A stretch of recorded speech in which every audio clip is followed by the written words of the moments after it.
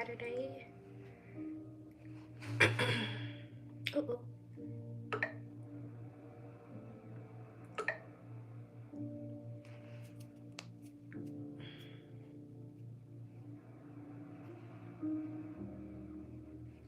I just signed up for this walk for next week with this. It's called, maybe I shouldn't share on here, but it's basically like one of those women Christian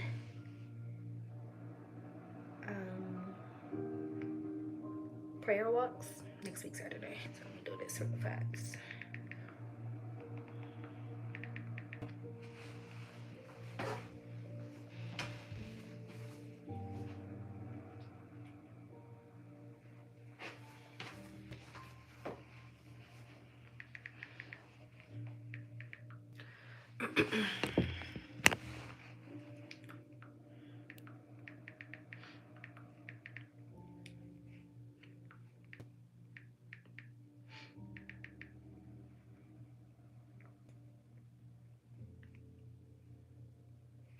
Love stuff like this.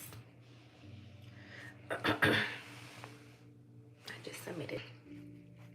So I believe that's next week Saturday, August 1st. Is that next week Saturday? I think so. Let me put it in my calendar. What time does it start?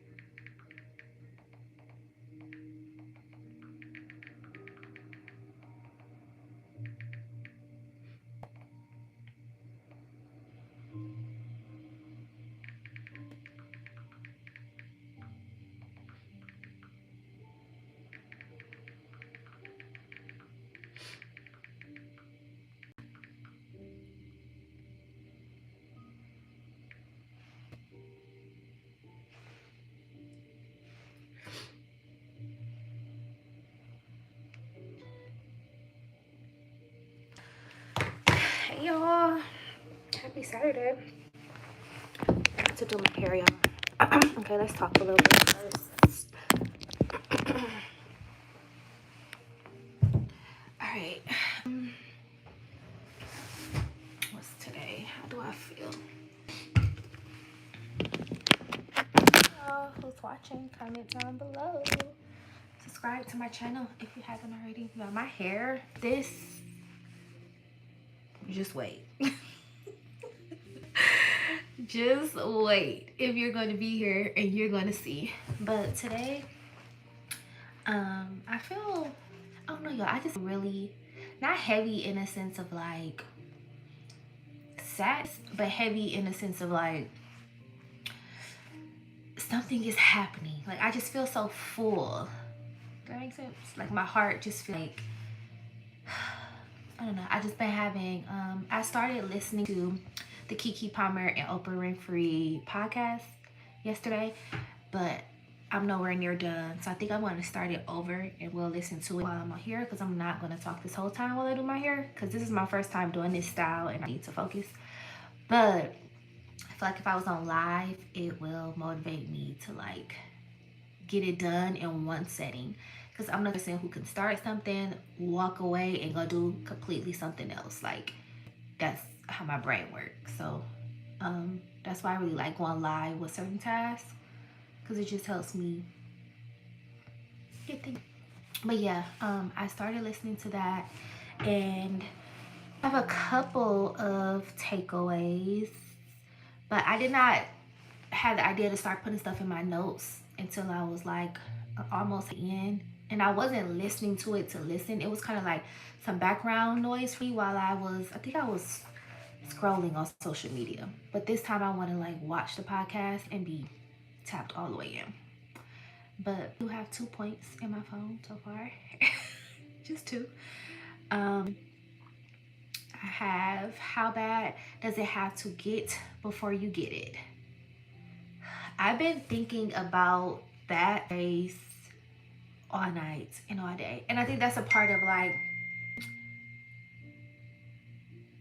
what? I think that's a part of the fullness that's like in my chest, because how bad does it have to get before you get it? Hi Kai. I'm about to do my hair, but I'm talking about the Oprah Winfrey and Keke Palmer podcast. Have you watched it? So that one, how bad does it have to get for you to get it? Because baby,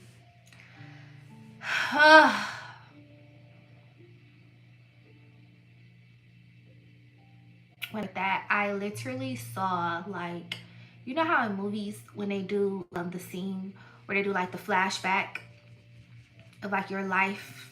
What's your thoughts on it? What did you take away from it? That happened to me, y'all. Like, I just saw like my life, more so my 20s, of all the things. Like, just not getting it. It just constantly doing the same thing over and over again. The nasty, toxic cycle of I don't even know what it's of. Just it was just like but it got bad when my heart was broken, what, 2 years ago, and that's when I got it.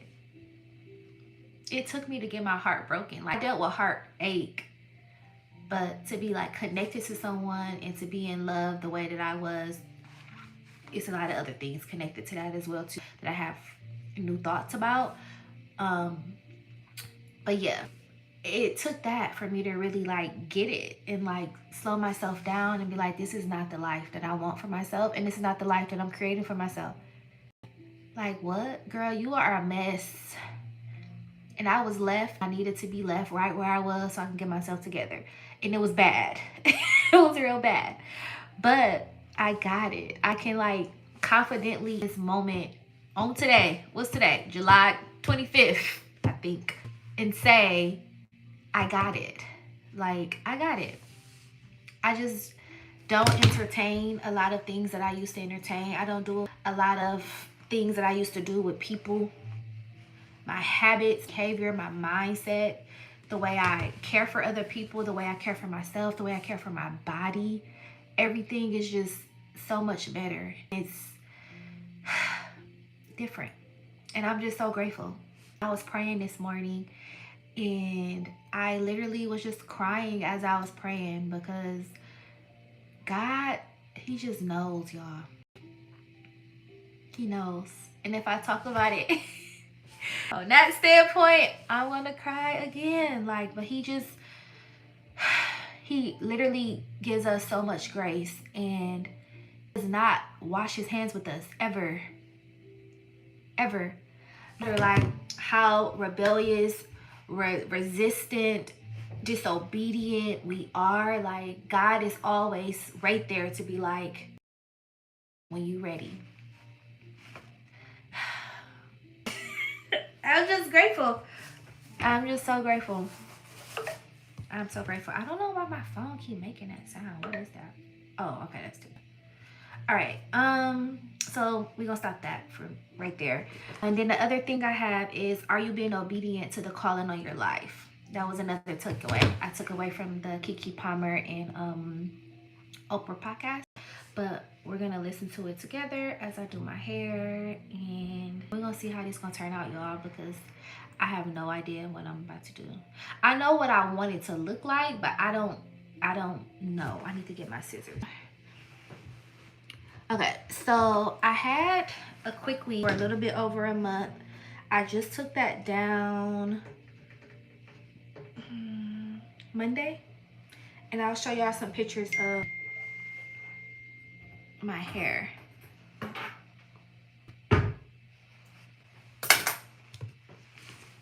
So the style was really cute. Like, I love the quick weave. It was really cute. I'll show y'all.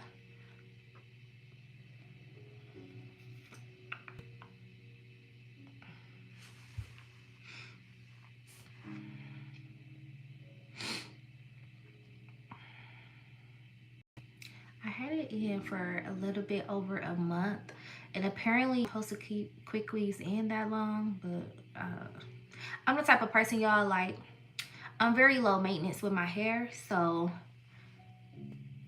if it doesn't need to be manipulated, it's fine. Like, I'll just keep something up. But this is the quick weave. I don't have a best picture, but this is the quick weave. So cute. Like, I love this length. And I cut layers in it myself. She did a little face framing, but I cut the layers in it myself. And I took it down this past Monday, and let me show y'all what my hair looked like. So there was like glue in my hair, and in my later years of my life, I've just walk away from things. So when stuff get like overwhelming or it gets frustrating, instead of like exerting those feelings onto other people or onto myself, I just walk away for a second. If I need to, I come back. So I kindly the bonnet on my head and I walked away for a day. But it was a bunch of hair, which the shedding is expected, but this, the glue, absolutely not. That should never happen. Here's a video, and you can see kind of how like the glue was like throughout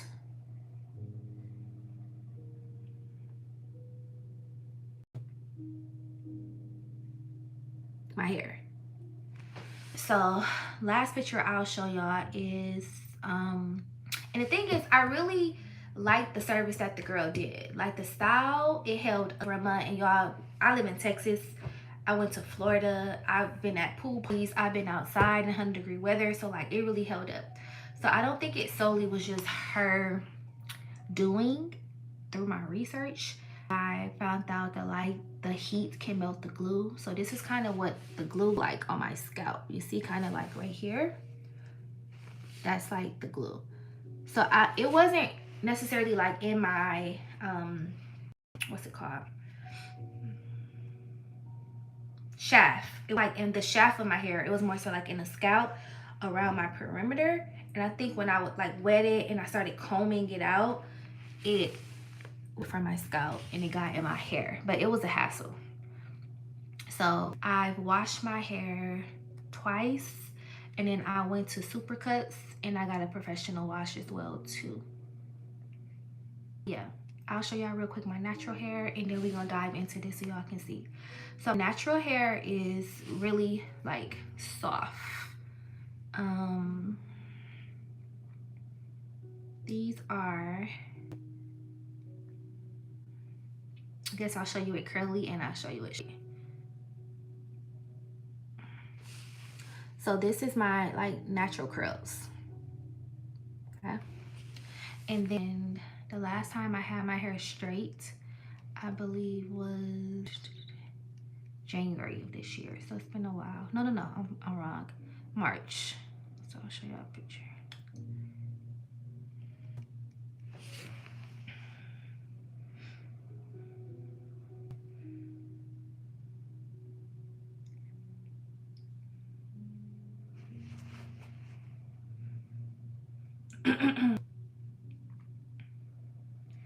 You are more than able.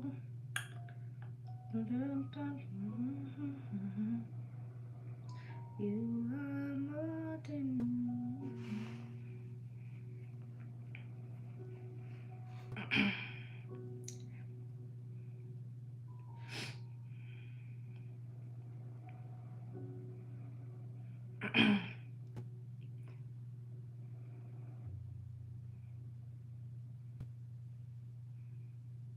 Okay. Hi. This is my natural hair. This is actually when I cut it in December of last year, but it has grown out a lot since then. But y'all kind of get the idea of like what my texture is like. So when that glue was just in my hair, thank you. And I'm 100% natural. I don't have a relaxer or anything like that. Now right now, it don't look like that, y'all. Y'all ready? I am doing well. How are you? Muna? Is that how you Muna? So, we have this curly wig, y'all. And it needs some tender love and care. I made it myself. I wore it for 3 days 2 years ago. So, yeah. And this is my first time ever like buying some curly hair. So what I did last night is I made it from a U part. Let me show y'all. I made it from a U part. So this is what it looked like, which means I would have cut that out and then I would have like had my own hair out. And I'll show y'all a picture when I wear it like that. But in this space right here, so this space that's right here is a cap. I glued tracks. You see the tracks? So the idea is going to be for it to be a half wig, and then I'm going to cut it and we're going to add layers, and we're going to I'm probably going to shampoo and condition it a different day, but for the sake of this video and trying this out together, we're going to just put it on like it's a cap. So this is the initial cap that I had the hair glued on, and I bought this cap so that I can glue the hair to close up the cap. So we're gonna sew this down around here, and we're gonna probably just like put it on as a cap. But the idea, I wanna go swimming next week, so I don't wanna sew it on right now.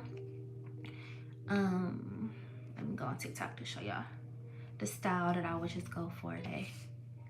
I'm supposed to go to this event, but I'm not going. I'm gonna go to Bible study, and I'm gonna go help my friend with some stuff instead. Cause it's not giving. I was going to like R&B in the park, but it's not giving that. Hey, subscribe to my channel. All right, let me show y'all the style. So we're probably gonna do something like this. I see here the half. See how she got the ponytail and then the curls in the back? That's cute. Let me find a different video.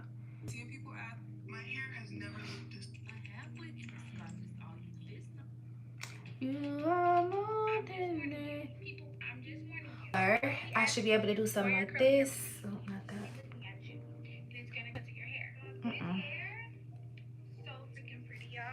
The amount of people that think this is my natural hair and the amount of people. Now this ain't that hair. This ain't that. But do y'all see how hers is like cut? It's cute, it's flowy, it's bouncy. I'm gonna try to make this be something like that. And then the style we're gonna go for today, tomorrow, and I think I'm starting swimming on Monday, is gonna be something like, hold on.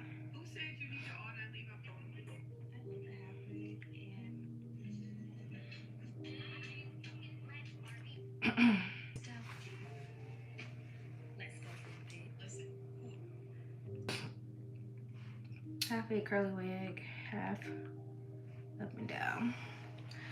Hey y'all, how y'all doing? Comment how y'all are feeling.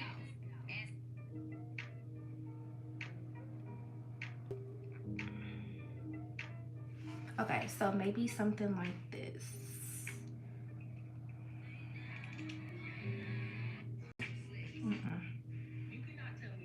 Why does it keep doing that?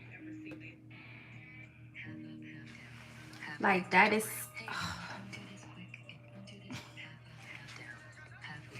Yeah.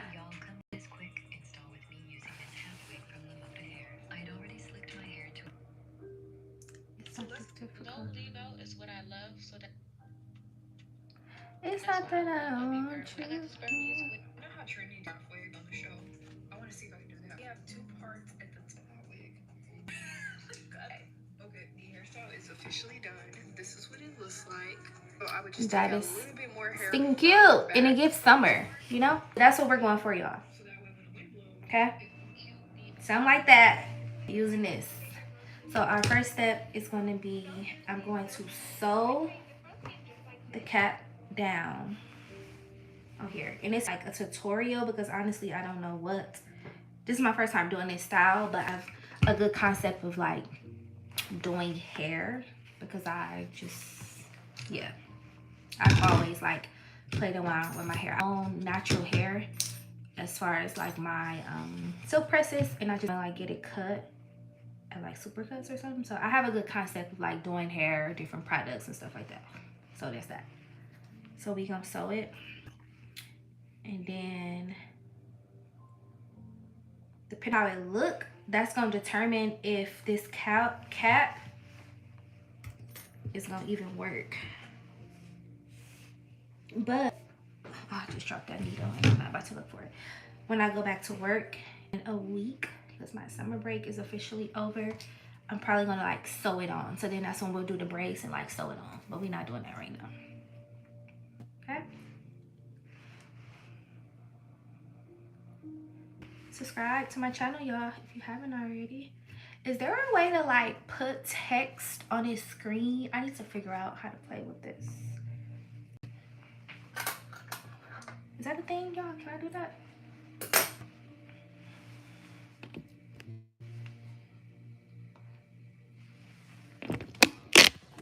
Sorry, I'm about to be all up in my face for a second. Oops. So it says I can put a poll, a Q&A, a countdown.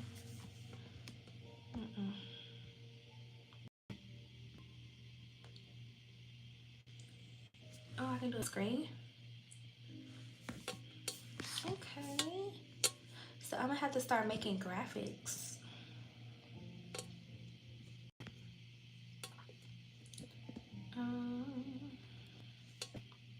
Green screen. What's this?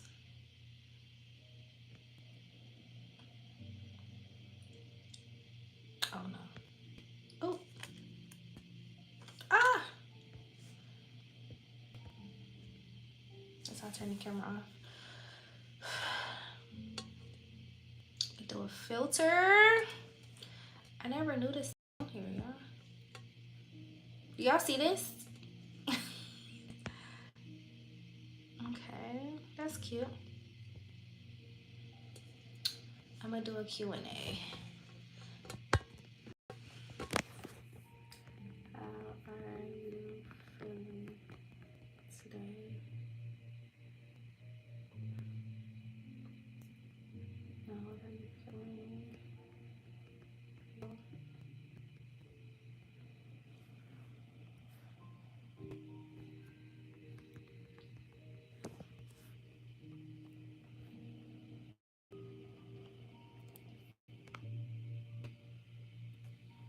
Okay, did it work? Can you see that? Do y'all see this question that I put on here?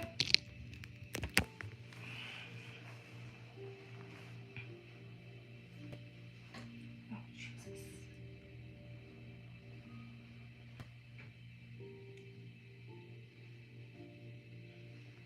What's going on? Where is it?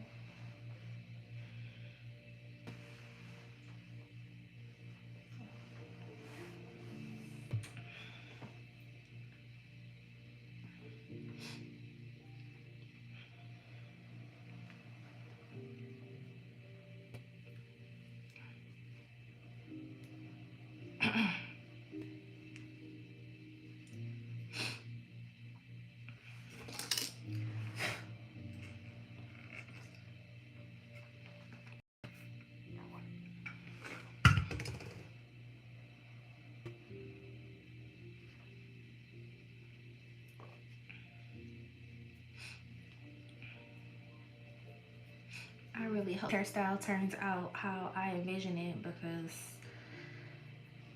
yeah, when my hair is cute, it just brings me so much joy. So I just really want this to turn out the way I envision. I need to find my razor too. Okay, so we have our needle, and now we're gonna sew this. And then after I do this, I'm going to take this off my head and reveal what it looked like underneath here. We're gonna blend, and then we're gonna get started. My hair not wet, but I just want to blow dry it so it's easier to manage, because right now it's off.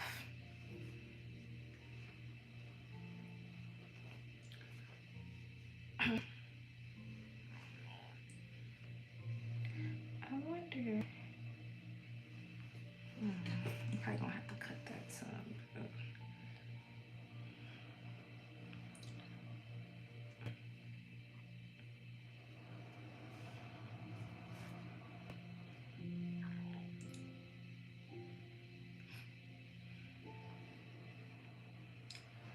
Do I even need to? Maybe I should put it. But then I might have to.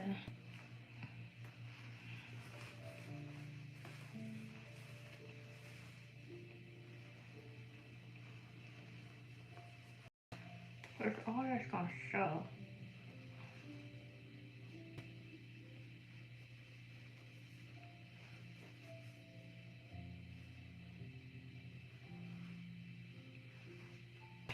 I don't know. I'm a little torn.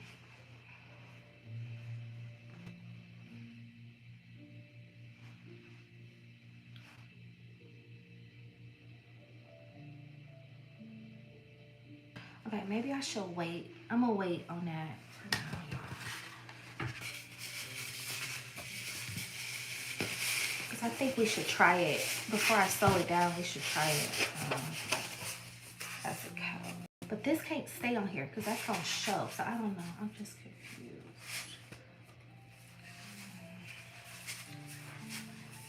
Okay.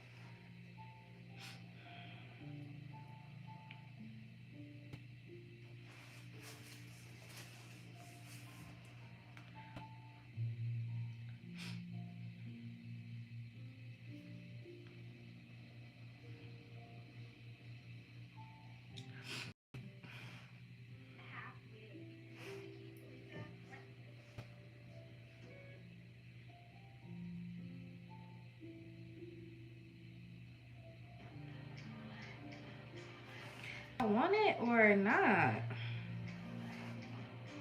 I'm trying to get rid of the ticket. People are liking my posts, but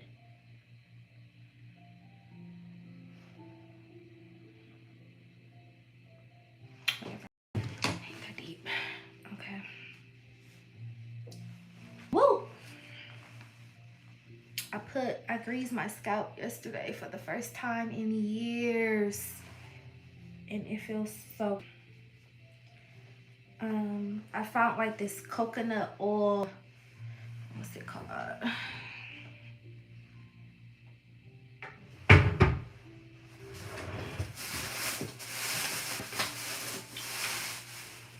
Maybe it don't matter, but it's just like coconut oil, but it came in like this container and it's super light, and I got it from the beauty supply store.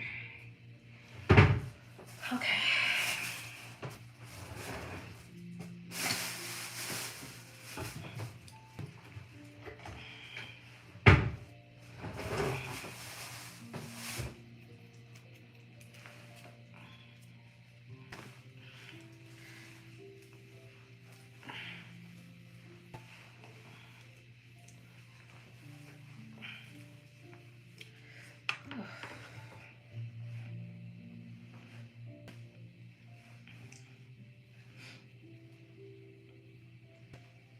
I don't like how my hair feels. This is air dried.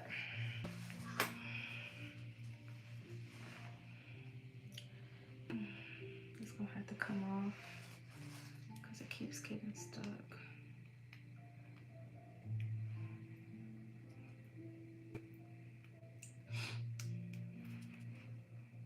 I'm not the type to pull my polish off, but baby, it keeps getting stuck in my hair.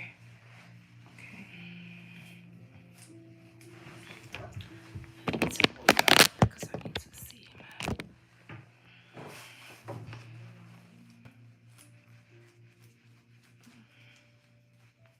This is the part that I was not looking forward to doing.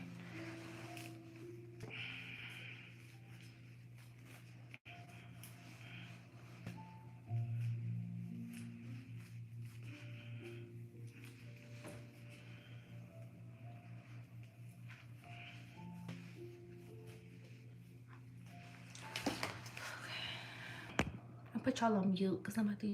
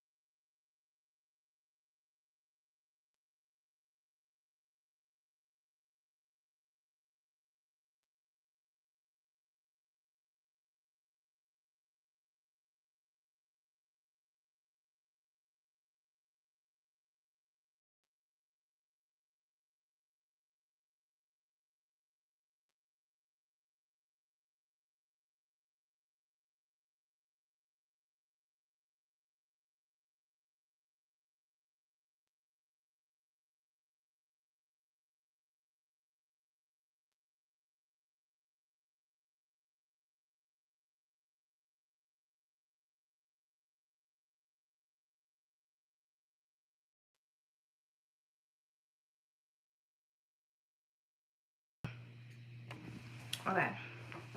So I blow dried my hair, y'all, but I have a bunch of grease on my scalp because I wasn't planning on doing this style that we're about to. So if you look closely, look at my scalp. It's so oily. See that? Yeah.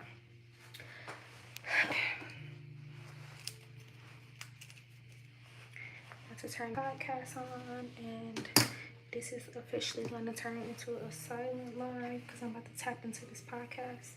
I'm probably going to have to listen to it more though because I want to take some more notes. Yeah, I need my hair cut. Last time I had my hair cut was in December. I grew a lot though.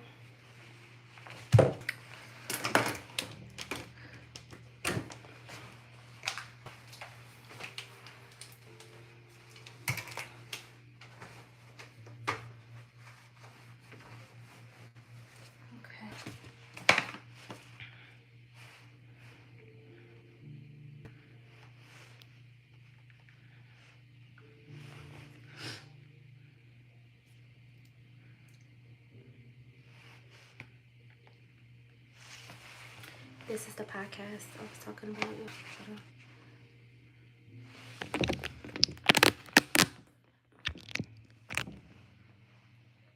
That feeling when you're trying to build it, and it's like baby, this is Kiki Palmer. Good news. Chase Credit Journey can help you with a personalized score improvement plan. Years old. I was just going from one job to and now I'm going to do this job, and I realized my own show in Chicago was a big deal. Go back a little bit. I was absorbed into what it means to create this kind of human behavior, and how do I avoid that? I don't want to, you know what? And I think for a lot of people who watch the show, and also now the podcast is like, oh, I ain't that easy. I can learn from other people's lessons. So I learned a lot from other people's lessons. How has your curiosity evolved? Because like you said, 3,500 people plus. Yeah.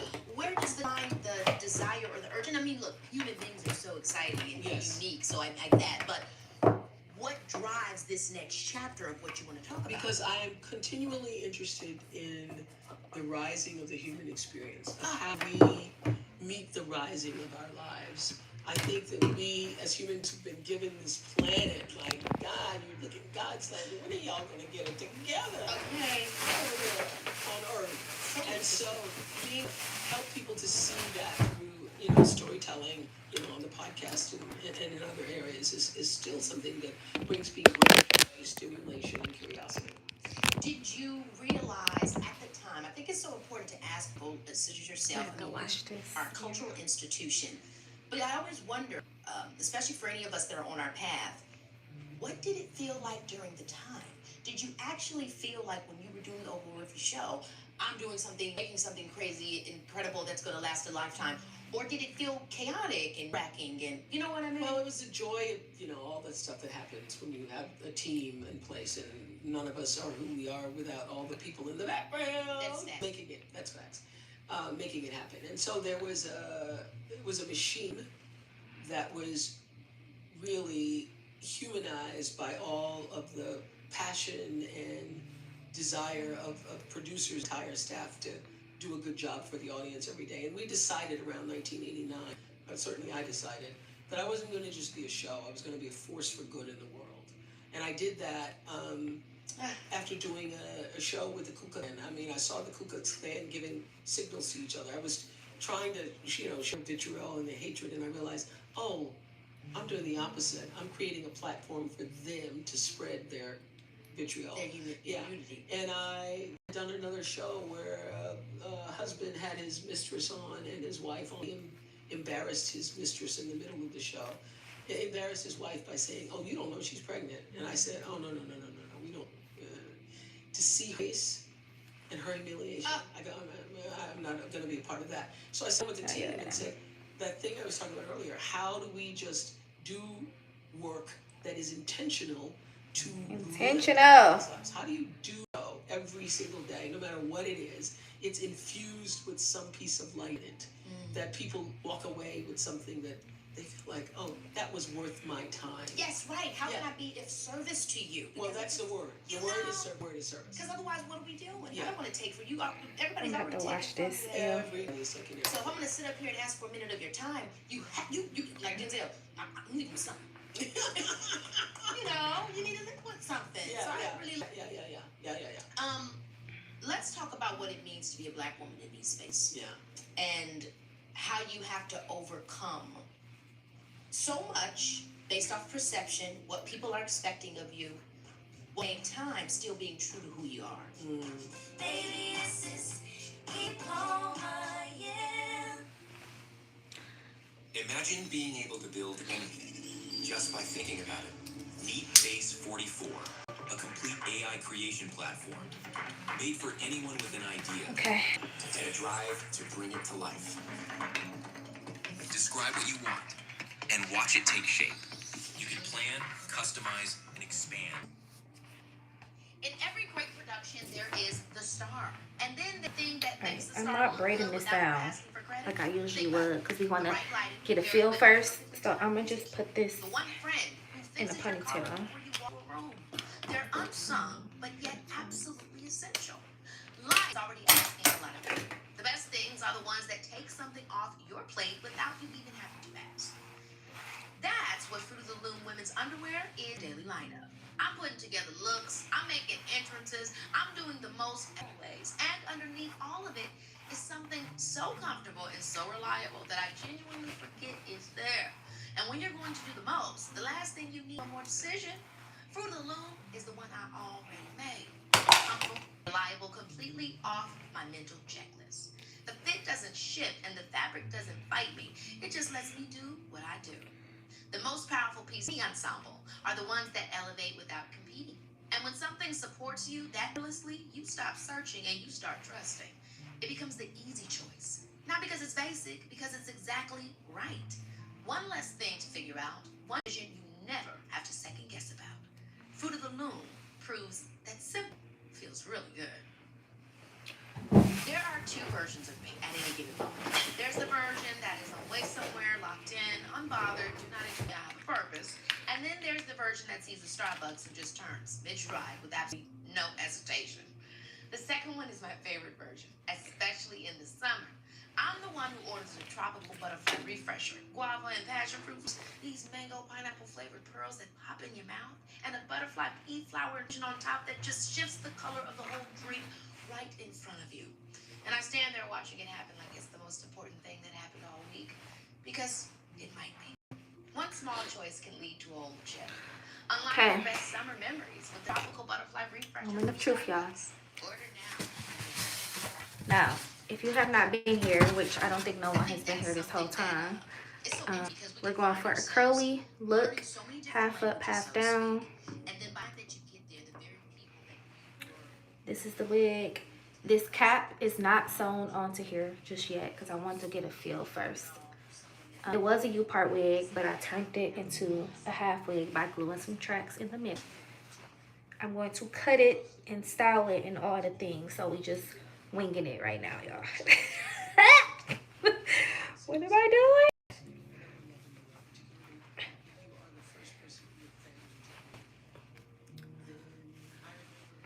Oh, jeez.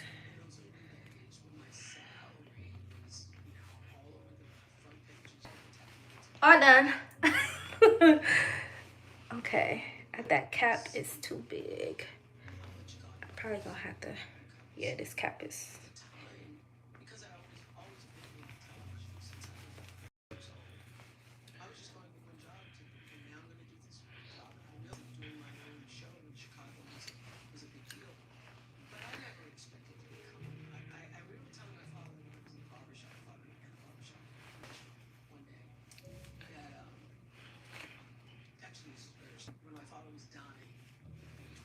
Okay, maybe that ain't gonna work.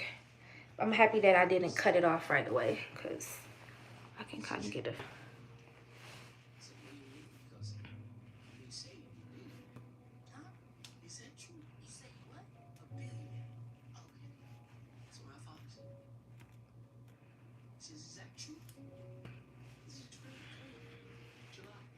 Or maybe it will work. And I said, yeah, it's true. Well, that's something. Would that cover that though? Okay. He goes, you never talked about being a millionaire. About being new. You always said people need to be a millionaire. And we're running around the barbershop talking about you're going to be a millionaire. And I remember Mr. Thomas, when you became a millionaire, said, you know, you said you was going to become a millionaire. I didn't know how she was going to do it, but you did. Now you're telling me you're a millionaire. I said, well, I never talked about being a millionaire. I didn't know there was such a thing. I didn't even know there was such a thing. And so this idea that I have always had a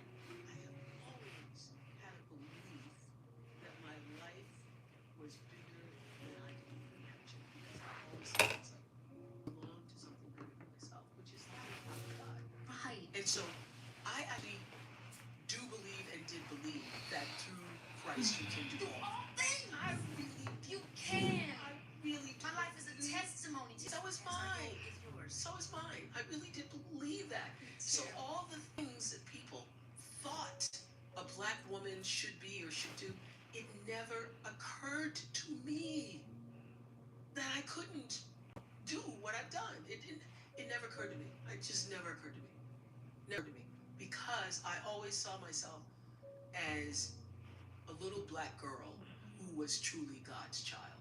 So much so that when I started school, and I didn't even know who my father was at the time. When I started school, I tell people, they say, who your dad? They go, Jesus is my daddy. They go, this girl crazy. She up here talking about Jesus is her daddy. So I really grew up believing that I could do all things because I was God's child.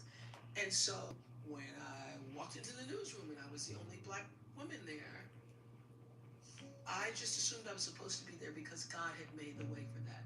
It never occurred to me to feel like I didn't belong because I knew God had created a path for me to be there. That's good. I got the job in Baltimore and was criticized for being black. Let me just tell you, I was doing an interview with Tracy Ellis Ross about hair. We were doing a big thing. Thank you so much. Okay, so why are you crying? Because I feel that exact same way, where even in my human moments where it's scary, or you can, we'll call it imposter syndrome, whatever, my courage has always came through because I have such a deep faith in God. I don't have Literally, the source, it's like, no matter what seems strange on the outside, it has never guided or stopped or thwarted my ability to push forward. And I think the tears are also coming from, first of all, it's an overwhelming sense of recognition. And then, like, when people don't have that, when they know that, when they can't find their connection to that, I also feel grief for that. Yeah. Because certain things are out of your control, but that does not mean it can stop you. And yet we are living in a world where people feel absolutely stopped. They feel like every hill is too high. There's no road they can get past, and that really saddens me. Well, it's sad, but can I say it saddens me? Not even sad about it anymore. You will get to the point where you won't be sad anymore about it, because you will be so grateful that you're one of the people who understands how it. Yeah. And so what I never understood when I was a kid is like people going to church, praying to God, and then going home and worrying. So here, when I lived in Chicago, my kitchen faced the Lake Michigan, and the sun would come up every morning over the lake.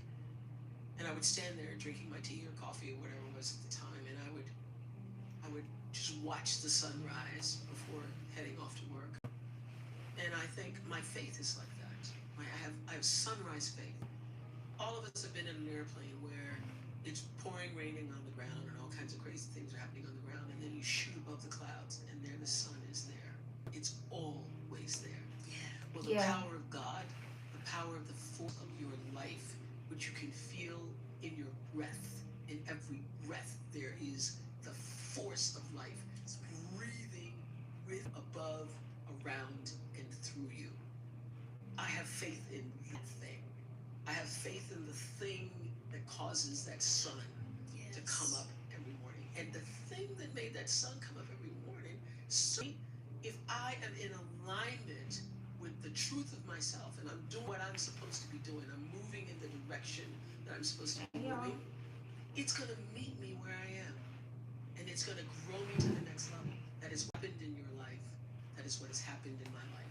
And all those years I was journaling and I was praying. I have these journals where I'm, asking God to help the guy whose bumper I was holding on to. God, please make him love me. Help him to see that I'm really the woman he needs and all that crazy. What I realize now is God was waiting on me. I'm waiting on God to do something to change him. Jesus! That's so good! God is waiting on you. You ain't waiting on him? With your purpose. As I was going to say, the great teaching from Seed of the Soul for me, there's a great line in there that says, when your personality, a great one, you have a big one, your personality is huge, okay? Ginormous personality, comes to serve the energy of your soul. That is authentic empowerment.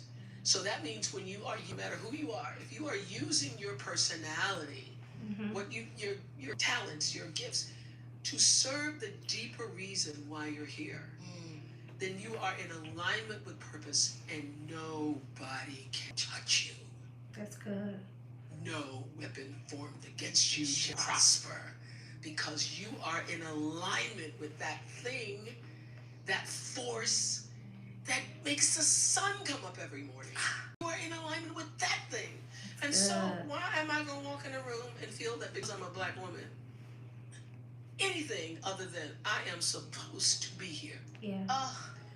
Because God is the one who paved the way for me. I not get here by myself. I mean, listen, I live in some of the most beautiful spaces in the world, but there is not one moment that I look outside my yard and I don't see the presence of God that got me there. I paid for it. I paid for it. But the fact that I'm in that space was a gift to me. Yeah. And the same thing, you're rising. I see you rising. And I see you meeting that for yourself. And I will tell you that your future is so bright it burns my eyes. That's what's coming for you. That is what's coming for you. Because you are willing to be in alignment with the true purpose of your life. And you're not just out here playing.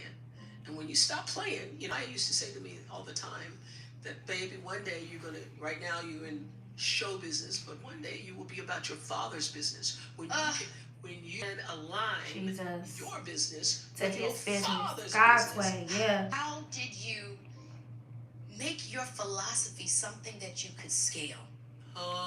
Because it's not just superficial, and then obviously this is no shade to somebody making a lip gloss or something like that. That's not at all. But when I think about the business of Oprah Winfrey, you found a way to create an ecosystem around things that are actually very ideas about growth, about inspiration, about who you can be. About who you can be. Not just who you can be. It's like who you already are. Yeah. But can you meet the rising? I mean, you've already been created to do great things. And stop playing with yourself. How did you make that a scalable business? Did it come before you? Was it? Well, no. The reason, it's so interesting you're saying this, because I remember in the early years, people would say, the Oprah brand, and I was always offended by that. I know now everybody wants their own brand. But I was offended by the idea of people calling me a brand, because I thought I'm not a brand, I'm a person. All of this is just coming from myself. And so the reason why it's become scalable for me, because it's the truth of me. I was seeing it for myself. I was seeking it for myself. I wanted to be whole. Hey, y'all. I wanted to fulfill the mission of my calling. I want to honor God's dream for me. Yes. And I think creation has a dream for everyone it's created. Yeah. And my advice to people is into that dream and stop trying to dream it for yourself, or align your dream with God's dream for you. What is that dream? What are you really here to do that's bigger than you playing around, bigger than your paycheck? What's bigger than the thing that, has you, lit up or partying or whatever. There's something bigger, deeper going on for all of us. So what is the why? What is your why? Are there things that people can touch on that point towards that? Meaning, like, you know, we know that you are in alignment, or when you know that you are guided. You tell me when you've seen it. You tell me. Well, when I've seen it in my life, what I feel like it is I'm following the truth. I'm not, you know, it's like I'm making my choices not based off of directly the outcome, but what's real to me. I'm almost sometimes feeling like I'm being literally led by a force to say something, to make a choice, to make a decision. It feels like it's just coming, as opposed to I'm trying to design it. And so sometimes it is difficult when even I'm asked a question about what it means to be in alignment. I think I always come back to finding a way to be present enough. First, I think I always start there. I love Pilates because of that. I know you do Pilates too, because it really allows you to fluctuate. You gotta get your toe on the bar. You gotta get, I mean, you all gotta be. It's a lot of alignment. Yeah. Jesus. Now your back is out too. And you're okay. With these new knees. Okay, fantastic. Okay. I'm always thinking about how to know when I'm in body, and when I'm not in body. Yeah. That helps me to also figure out what's leading me, how I'm actually being in the moment. But it's like something that you just feel. It's an inner thing that I've always felt since I was a little girl. Like when you were talking about, you know, what your dad was saying that you were seeing in the barbershop. I was like that as a kid. I always knew that there was something bigger than me. You know, now that was just because I grew up in the church. You know, my dad's a deacon. Like, was that just that connection? Like, I always trying to figure out how to distill what has allowed me to become, because the process of becoming is so. I can tell you what it is. Even if you haven't articulated it for yourself, it means you listened to something. Should I cut and then wet, or wet and then cut? Observer of the voice in your head, like we were talking about, and you were able to listen to the still, small voice that led you.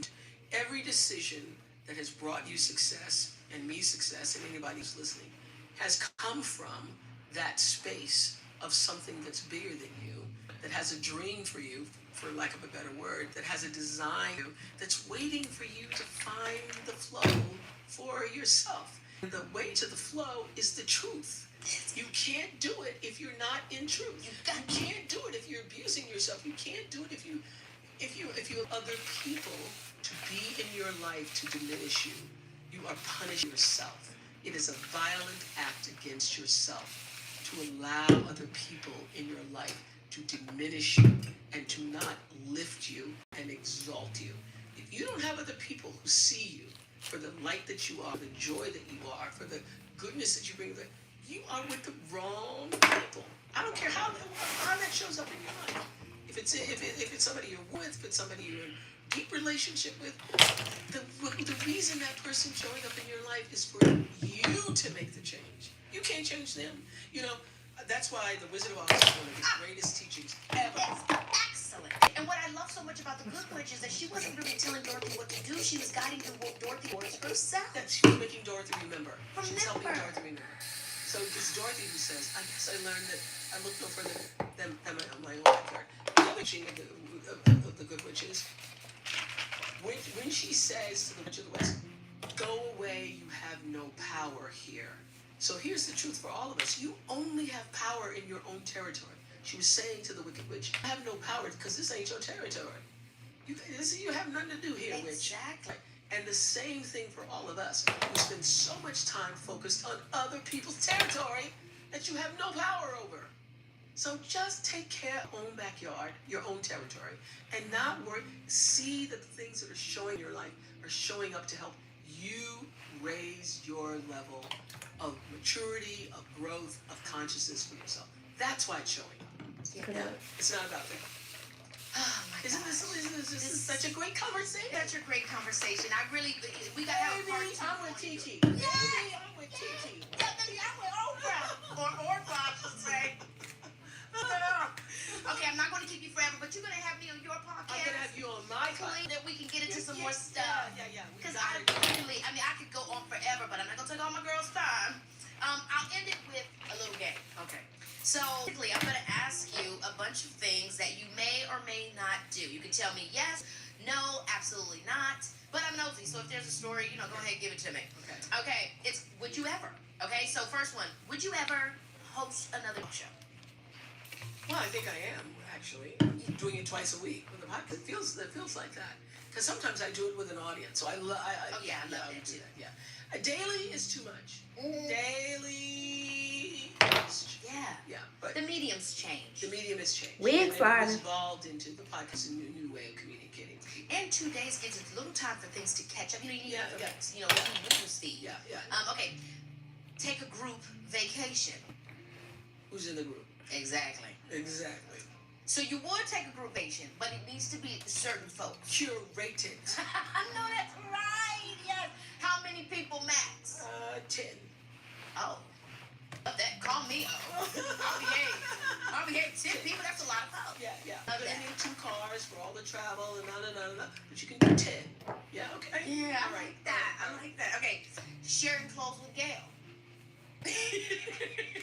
I don't share things. If once you do thing of mine, keep it. Okay. Did you see Gail on Call Her Daddy? So funny, talking about, people thought we were gay. It didn't bother Oprah because she had a man. That daddy.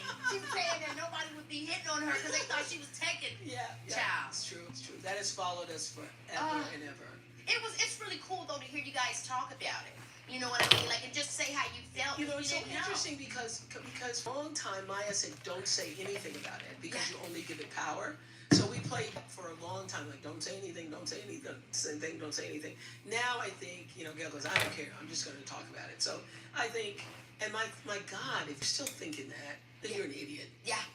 You're just an idiot. It's really relatable though. The It is. difference. People always do that. Make up stories about. Come on, man. And y'all, the wig is sliding. We gonna have to Read probably spoilers before finishing sew it a on, book. but we'll get there. Okay, you got a strict program. Oh yeah, I got strict. Oh no, I finish it if I read the spoiler. Well, then there's no reason for me to continue. What's your favorite book of all time? The Bluest Eye, Toni Morrison. Amazing book. Yeah. I never turned it into a movie. No, too hard. Why would you say? What do you mean? What do you say? Too hard. It's just too hard. It's too hard. Sad little black girls. Now, the story of the Bluest Eye is, was actually Toni Morrison's first story. And I got brushed, one of the what, things that 2 days surprised me ago, when I and it is had her so on the show talking good. about this book is Like, that you can do much women with it, around the like, world related to Pecola watch Breedlove, this. who is the main character. The It little like girl defines the who went curls. insane You can use it for your natural hair trying to have too. blue eyes. Little black girl wanting blue eyes. You can And use the this to message like is everything do a talked about here thing today. too. Anytime you're trying to be somebody you're not, it's insanity. Because you were only created to be you. You know. So you are completely isolated if you're trying to be something that you don't have the capacity to be. So understanding your own capacity and who you were meant to be, that's the most important thing. This And hair now needs to you be can't do washed, that by so I yourself. have to You have wash to it. ask the power, whether you Yes, call it yes. God or not. You have to meditate. You have to sit in gratitude. You have to say, what do you want from me? Why? You have to ask the big questions of your life in order to continue to move forward. And my journals are filled with, why am I here? Yes. Why am I here? Why am I here? Why am I here? Am I here? I'm not just here to have a talk show and have shoes. Okay? Yes. And have good shoes. What are you here to offer? But it's offer so the real planet? what you're saying because it's a broken equation to not acknowledge the you of it all. Yes. When you are constantly, that's why some. Oh, you just saw yourself. Well, who else I'm gonna be? Who else you gonna pay? You know, that's why it's like I don't have any other choices to be kiki. And it's also the reason why, many times Gail will say, you're just sitting there by yourself. I go, I'm not by myself. I'm actually with myself. I'm never by myself. I'm always with myself. And I am the best company I could ever keep. The pause and clean up a bit. This is a Did mess. it ever get lonely? I've never experienced loneliness. No. I don't even know what that means. I actually don't know what that means. Well, I guess in this context it would be not being met. I think most people would maybe think, how many people can talk to? Well, I think in my early days, those 20s, which were crazy for me, I think I felt lonely then because I felt Hey, I y'all, needed who's somebody watching? to make myself feel whole. I don't feel that anymore. Well, that says, how are So you I feeling feel grateful like for I today? would be one of those And ain't nobody people told me who nothing. It should be what? need I don't think connection, I can edit relationships, it, and though. community, but I am happiest with myself. I love this. Okay, just a few more. Go on a reality show. I already know the answer to this. You know I don't have. Exactly. Read your social media comments. No, I don't read them. Karaoke. No, I don't. No, I don't. Period. No, I don't. Be but I would take 44. I think it's life starts at 44. Woo! Tell me why 44 was so good. Because you come into yourself in a way that you're no longer trying to please everybody. You come into yourself. You have I do have some girls now that I've mentored who are in their early 30s who've gotten to it sooner. But for me, it was 44 where I locked in. And I could see the rising for myself. I wasn't just doing things for other people. I wasn't just creating the work to be like, I have this talk show. I really was in full drive, purposeful thing for myself. 44 is what it You is. saying that is so interesting about the 30-year-olds that you're working with. I'm curious of what you see in the difference generationally, what was allowed or what was possible for 30-something women in your time, and then when you see the 30 of us. When I share my stories from my journal, or even actually have the girls write, they go, golly, what kind of woman were you? And what was it? They can't even believe it. The idea of putting up with somebody who doesn't return a phone call, or somebody who doesn't, all these stories I have about, not running bathwater because the phone might ring, and so sitting by the window and waiting on the blue dots to show up. So pitiful. So I see that there's a level of independence and growth in my daughter girls now that I didn't have. There's a level of maturity and respect for themselves. And I would have to say a big role in that, because for all of my girls, particularly these African girls, they grew up in environments where they were abandoned. And I used to teach a class at my school called Life 101. And I literally said to them, you're going to have major problems in relationships unless you get to the point of acceptance that you have been abandoned in your life, because a lot of them lost their parents when they were, because AIDS and, absolute poverty and crime and all the other things. So you don't want to be, you're either going to be the kind of woman who is going through the pockets of your spouse and looking at the wallet and looking at the phone calls and who did you see and and do you love me enough? Or you're the kind of person who shuts all that down and you don't let anybody in. So do the work on yourself, for yourself, that gets you to the point where you can have full acceptance of self. That's good. So you're not blaming your relationships for Hey, where you y'all. are. And Who's so watching? I've seen that. Those girls are so good at it. They're so good at it. Much better than I was. I was like, But it's so good, like you were saying. Hold on to the bumper, baby. I was saying. That imagery? Oh my God. No, this imagery. Okay. You see all the people watching from their apartments? Oh my God, that's bad. Well, I think, I'll go ahead and leave it there, and I'll just say that, what a joy. What a joy. What a joy. What a joy. What a conversation. Man, Baby. we went here, there. Okay, have fun cutting that, y'all. Okay. Thank you so much for hanging out with me. Baby, this is Kiki Palmer's. Oh, wait. I have one more thing to show you. I think this will give you a little peek. Okay. Let me pull this up. Hold on, girl. This is crazy. Oh, I cut myself. Ready to gag? Yeah, ready, baby. Hey, y'all. Please welcome a bright new young and the star of Aquila and the Bee, 12-year-old Palmer. Aww. The probability of me understanding this is 0. You should AI that with Copilot. Explain it to me like I'm 5. That moment was not supposed to do that. Snack time. Hey, No, that isn't. That's good. Yes. Jesus. What year is this? 2005. Kick some in this That's- movie. Thank you. You were wonderful. What Look was it at like? you. I love this. Oh my God, that's so good. I was always some little doogie howser. Why did I have this suit on? But Oh my gosh, I was such a serious I remember kid. this. Don't we all automatically go back to what I was wearing that day? Oh my gosh, you looked fabulous. I know. I love this orange hair, this little half up and down do. I didn't cry. I just went in there and did the best thing I could do. I went in there and I just started to cry when I was doing the lines, and I just was crying and saying the lines, and then I went and shook all the producers' hands, and I Palmer, age 12 actress. Wow. Age 12. Okay, I can't wait to talk to you. I can't wait. I can't wait to talk to you. I cannot Okay, wait. okay. I did your podcast. You got to do my podcast. Yes, you're the best girl. Then you can see my backyard. Yes. My girl, oh. Oh, that was Oprah Winfrey. You guys, I just cannot believe the conversation that I was having. I mean, I was looking at my notes, and this is one of the rare times where I didn't even have to remember what I had to say because the conversation was just flowing.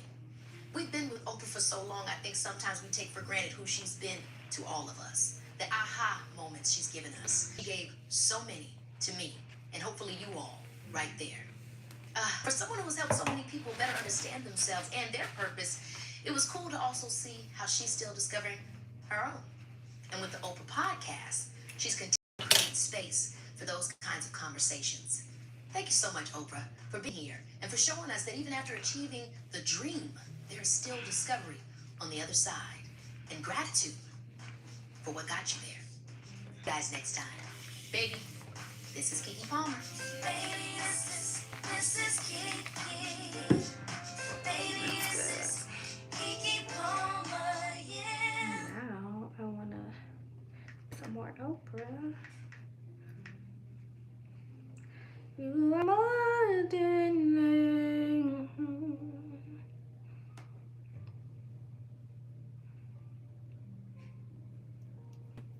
build the life you want. This is 2 years ago.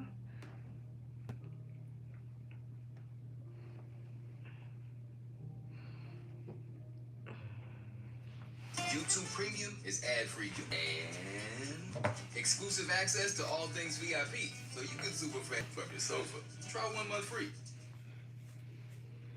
Thanks to the Hartford for supporting this special bonus episode of Super Soul.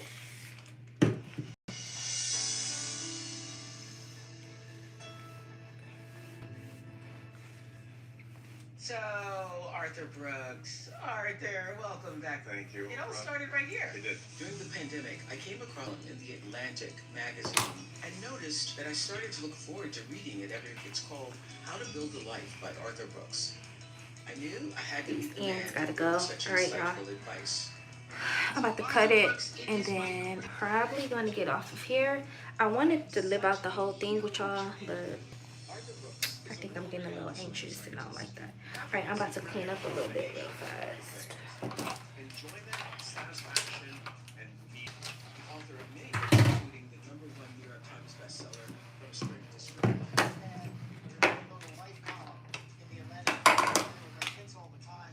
And a professor at Harvard Business School whose course on happiness is so popular, always a long waiting list. It's not about them, it's not Harvard. This is about everybody who rules on the waiting list for this class. This year, Professor Brooks and I teamed up to create a book we're going to build the life you want, the art and science of getting happier. And I are happy to say it debuted at the top of the New York Times bestseller list. Here, in this room. It's incredibly gratifying. Also, I mean, I was really excited to hit #1 on the New York Times bestseller. One of the reasons why it's so gratifying is because it's always gratifying, right? It's a nice Everywhere. Yeah, I love that. But it also means that the work that we conceived in this room was well received. Right. We remember we discussed what's going to be the book for the while. And this was the big thing that we said, okay, well, what's the point? What are we trying to do? This hair don't smell, y'all. I don't like that.